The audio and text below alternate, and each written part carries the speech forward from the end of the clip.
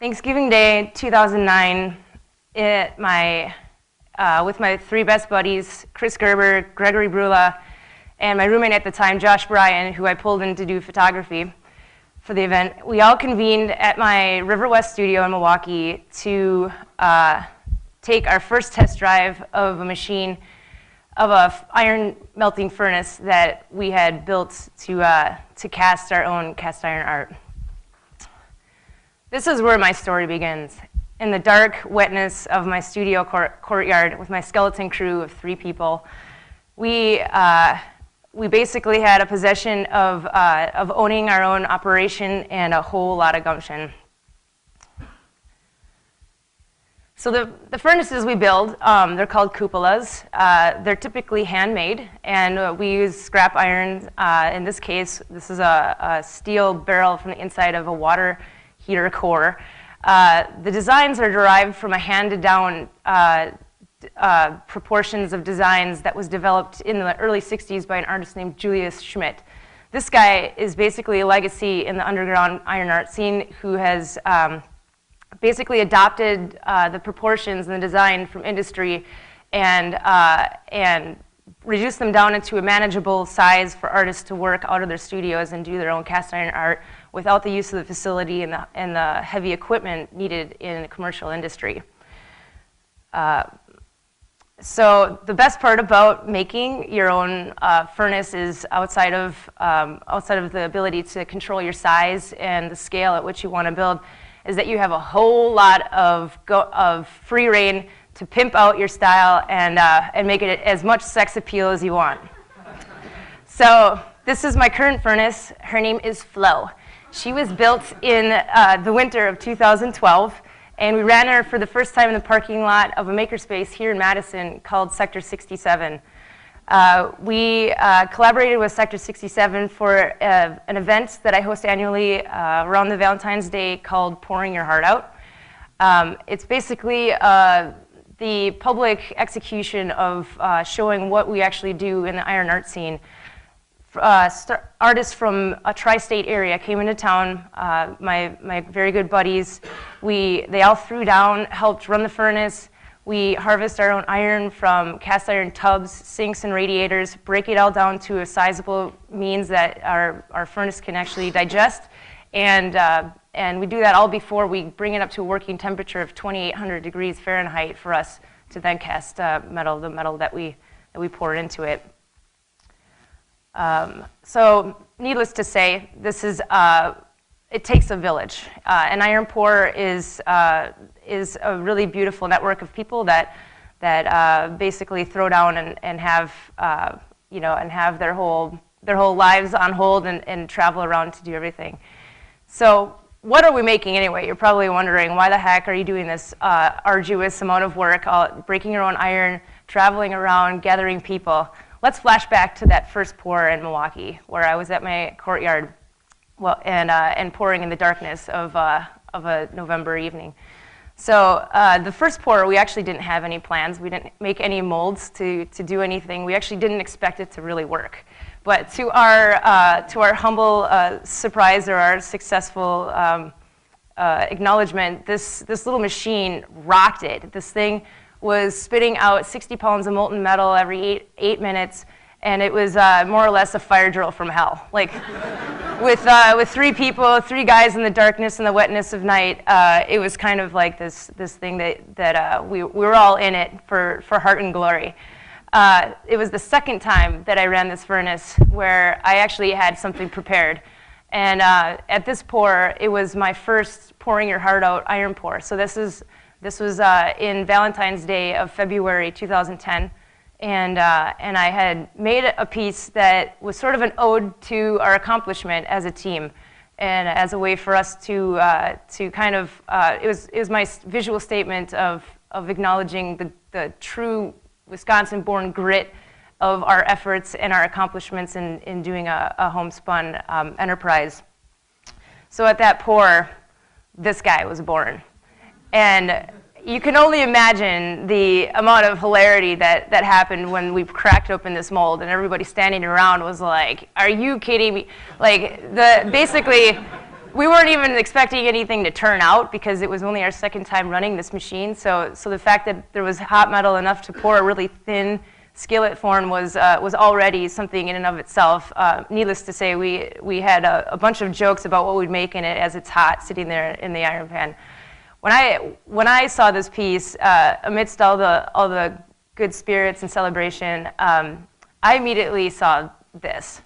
I was like, we gotta do the whole Midwest, right? Like, you can't just stop at the Wisconsin skillet, you know? Like, I mean, all we need is these 7 states, that's it. Nothing else matters. Like, we are like, this is the Midwest, right? Like, immediately following this pour, I actually had booked a flight out to visit a colleague of mine that I went to school with and did a lot of foundry work with and started the studio space with in LA. That 5-hour trip, I basically used the flight maps, you know, in front of the seats in front of you, and meditated for 2 hours on my vision and my question, you know, what would this look like if I actually did do like more than just the Midwest, you know? Like, I just knew what it would look like. It was something that was, you know, pretty strong in my brain. So I sketched this out on the flight maps of my flight out there. Now this is 2010, okay? So I'm still living in Milwaukee. I moved to Madison in 2011, the year later. I had already completed the Midwestern piece. I was well on my way to completing the East Coast piece, and I basically needed to find a way to kind of like have a reason to build the rest of this big art piece map, right? So I tried this little buzzy link at the time of 2011 that artists were using to help fund their projects. Kickstarter was very new at the time. I had submitted my work into a show that basically got accepted, and so that meant that I had to actually fulfill this submission goal. And so in July 2011, I launched my first Kickstarter project with a goal of $1,000 to help me fund the casting portion of the last 28 states in this idea of building the rest of this map. Well, in 6 hours, I reached my funding goal, and it had kept going for 30 days. So that meant I was on the fast track to get started. I went back to my this is actually where I met Sector 67 here in Madison, which is a makerspace that has a bunch of machinery, equipment, and a whole entourage of creative people willing to kind of help you with your project. Without batting an eye, these guys totally threw down their patience and their knowledge for me to expedite the pattern making process in this idea that I needed to complete in 3 months or so. So I learned the CAD systems that they had there, used their mills, and buzzed out the last 28 states of for the patterns of this, for the foundry process of this cast iron map. At night, we were sanding furiously. We were filling the holes of these like crappy little plywood pattern pieces that I had. My friends came in from out of town in Milwaukee. The slide shows my buddy Dan Dricken from Milwaukee, who's an artist, and Alisa who's living here at the time, and of course my partner Andrew, and we were just to the late night hours. Even other friends came into town from out of state to help me sand these things and get them to a point that was ready for mold making. So once they were all completed, I had arranged a 4-day venture up in a commercial facility in Minneapolis for me to basically go and do like one large production run and be done with the casting process and not worry about the possibilities of them miscasting or and having to wait like another month or so to get them completed. We basically the three of us, my friend Kelly Ludeking and Ali Riza, we're working down on the foundry floor, bustling alongside of everybody else in the manufacturing process, and really getting to know like kind of the people that work there and what it really felt like to be inside of a commercial venture with an art piece.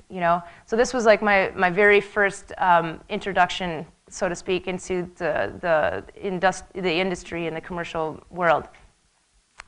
After this casting, we had we had finally realized this idea. It was 2 years later to complete what I call an art piece called Made in America. Thank you. Yeah. Made in America is a cast iron map of the 48 contiguous states of America. It's 9.5 feet by 7 feet and weighs 550 pounds. No light matter. Texas alone is a 30-pound pan. It's like 2 feet by 2 feet. It's ridiculous. Yeah. So what happened was we were, oops. Sorry. We basically that winter, after completing this Kickstarter project, going through this show, I had for the first time seen a real response to the art I was making at the time. Through the Kickstarter project, the backers in my campaign had actually turned around and started asking me about their estate. Like, could they get their estate in a skillet? Could I get a casting? Are you selling these things? And I was like, well, sure I am. Like, of course. And so that whole Christmas season, I was basically employed through my Kickstarter backers, getting orders and being very busy with iron pours, and it gave me the first opportunity to really jump into my studio practice full time. So after the Kickstarter season, or all of this like kind of bustle, the online orders, it bumped up my ratings on an Etsy shop that I had at the time, which people were placing orders through, and then of course caught the attention of the folks at Martha Stewart Living. So in April of 2012, my partner Andrew and I were invited to go to Manhattan with this map and help contribute visually to the last airing show of Martha Stewart Living. Like, this show was done after this show. I was like, my impression at the time was like, oh great, I'm going to be on a show that's like dead. That's awesome. Yeah, that's great. I really want to do that, and it's on my bill, so I have to like figure out how to get this thing out there, right? And so we grappled a lot about it. We were, it was a big investment. We didn't know how to get out there. We didn't know how to take this giant art piece out there. It was kind of basically like a thing that I said, we can't afford to miss this opportunity. So with Andrew's rather rust bucket ghetto old van that he used for carpentry, we stuffed this thing with 4 crates that just fit into the back of it. I think there was a hornet's nest that had developed on the back door of the van. Our border collie barely fit in there with us, and we did the whole road trip thing out to the East Coast with this art piece. It was quite a venture, and when we got there, it was something that was totally received, by these people. It was like we had actually gotten our first physical, response from the crew members and the people at the studio who have seen everything, and they've been a well-oiled machine that's gone through a lot of projects and stuff, but we really were quite received, very well and taken care of while we were there. So at this point, we had basically felt like we had arrived. Like, I have made it to the Martha Stewart show. I never thought I'd get here. Coming from, how did this happen? And immediately, Andrew and I had plans to capitalize on this concept and this idea. So I am not a business person, okay? So my background is a BFA in sculpture from the Milwaukee Institute of Art and Design. Just 5 years ago, my work was way different than this. I wasn't making anything that was product-based or sellable to that extent. This is the idea that we wanted to capitalize on.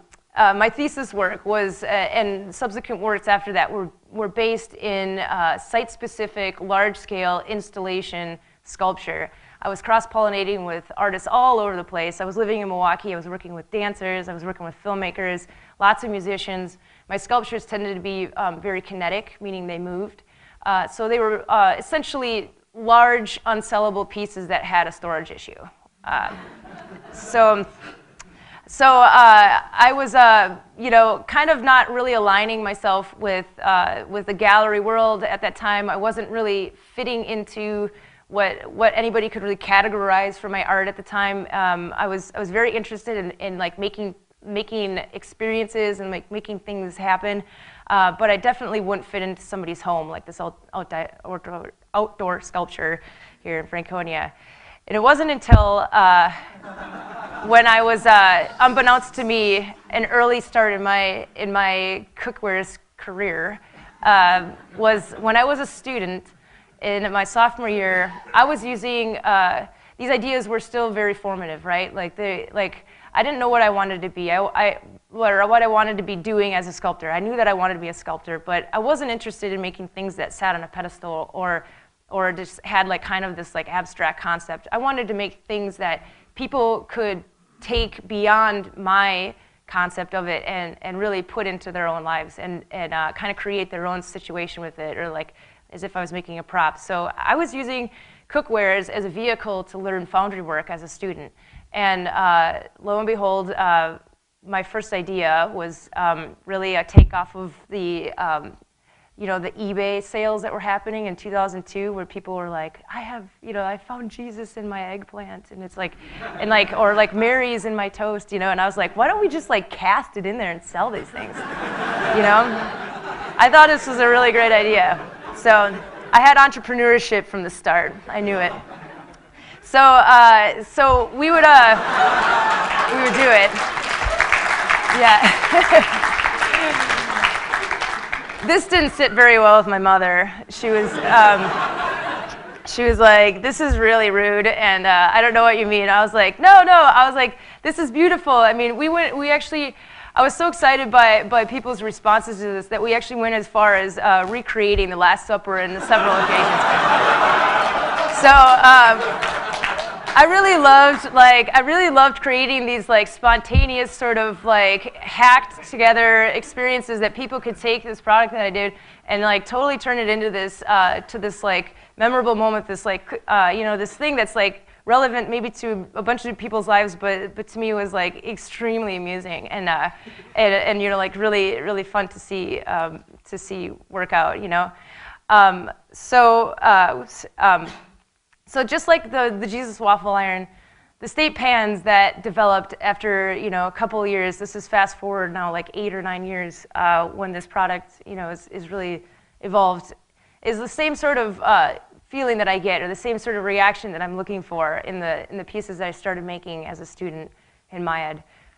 When I see people taking photographs of the works that they receive from me, it's like such a full circle kind of thing where I can see, like people really putting it into their lives and like using it in like all these different ways, like it was just something that it was like so profound to me, like I'm like, I don't care what they're making, I don't even know what that is, but it's just like, how cool is this that people are using these things and turning them into something that's like super funny, super unique, and I'm getting this like response back, from the real people that are using my stuff.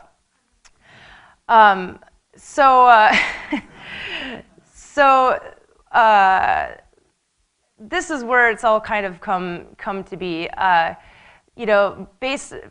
This is basically my story as an artist, launching into an industry that has a sort of stigma to it in the artist's, in an artist's mind, I guess. I still sort of grapple a lot with where I came from as an artist and where I'm going in my artwork.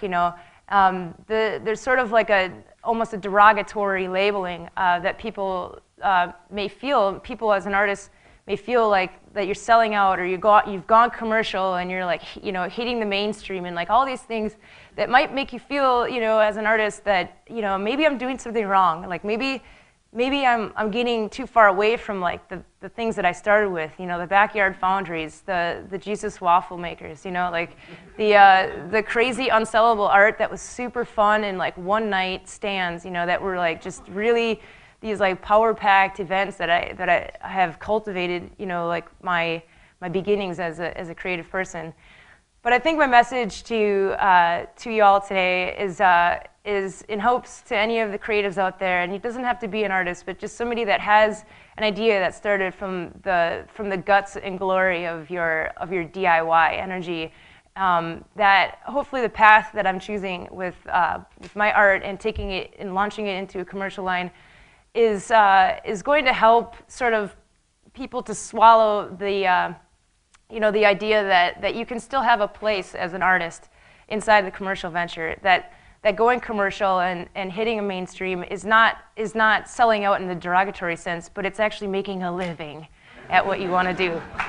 So to that extent, I really hope that in the future that this is a less confusing path for artists to come, that they don't feel stifled by the complexities of launching commercial lines, and that there's this sort of homage to the story of arts, and industry kind of working together and bridging a gap of continuity that doesn't have either here or there. Thank you for listening.